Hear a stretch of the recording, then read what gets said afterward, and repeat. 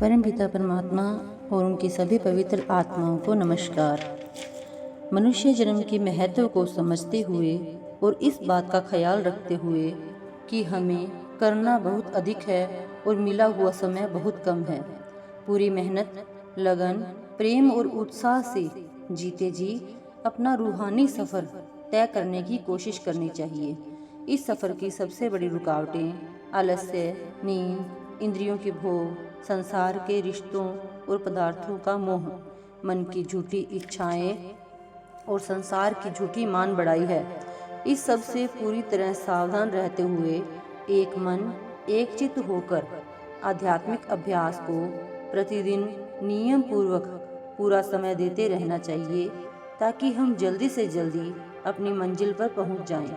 जो काम हम खुद को ही देर सवेर करना है, क्यों न उसको आज और अभी से ही पूरी सावधानी और शक्ति से करना शुरू कर दें।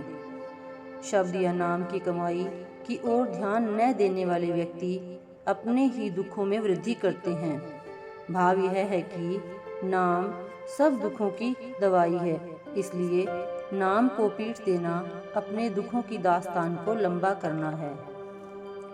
गुरु साहिब ने समझाया है कि आत्मा के दुखों का मूल कारण उसका परमात्मा से बिछड़ना है और उसे सच्चा स्थायी सुख केवल परमात्मा के मिलाप द्वारा ही प्राप्त हो सकता है। आत्मा मनुष्य शरीर के अंदर है और परमात्मा भी।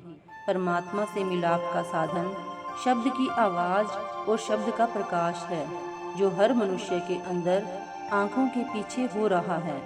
आत्मा आँखों के पीछे आकर शब्द की आवाज़ और शब्द के प्रकाश से जुड़कर ही परमात्मा से मिलाप कर सकती है।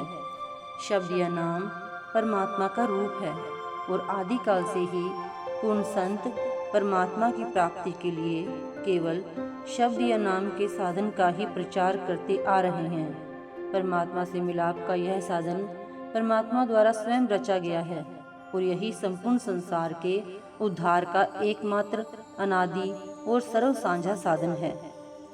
प्रभु भक्ति और नाम भक्ति का आधार गुरु भक्ति है और वह परमात्मा स्वयं जीवात्मा के स्तर पर आकर उसे गुरु भक्ति और नाम भक्ति की निधि बख्शता है। सच्ची रूहानियत में गुरु से तात्पर्य पूर्ण गुरु और वक्त के गुरु से है, जो शब्द स्वरूपी, शब्द अभ्यासी और शब्द मार्गी होता है। संत सतगुरु की बताई गई रूहानी अभ्यास की विधि के द्वारा आत्मा अंतर में आंखों के पीछे एकाग्र होकर शब्द की ध्वनि और शब्द के प्रकाश के सहारे रूहानी मंडलों को पार करती हुई वापस निज घर पहुंच जा सकती है। इस विधि के 3 अंग हैं: सिमरन, ध्यान और शब्द धुन। सिमरन द्वारा आत्मा को आंखों के पीछे एकाग्र किया जाता है। ध्यान द्वारा आत्मा को आंखों के पीछे स्थिर किया जाता है, जिससे समाधि या जीते जी मरने की अवस्था प्राप्त हो जाती है। इस अवस्था में आत्मा अंतर में शब्द की धुन या आवाज से जुड़ जाती है, जो उसे मंजिल दर मंजिल ऊपर खींचती हुई अंतर में परम धाम तक ले जाती है, जहां से यह सृष्टि के आदि में मृत्यु लोक में उतरी थी। साधु और संत रूहानी प्राप्ति के पद या अवस्थाएं हैं। दूसरे रूहानी मंडल त्रिकुटी में मन को लीन करके 10वें द्वार में पहुंचकर अपने मूल की पहचान कर लेने वाला व्यक्ति सच्चा साधु है और 5वें रूहानी मंडल सतलोक पहुंचकर आत्मा को सतपुरुष से अभेद कर देने वाला अभ्यासी सच्चा संत है। Thank you.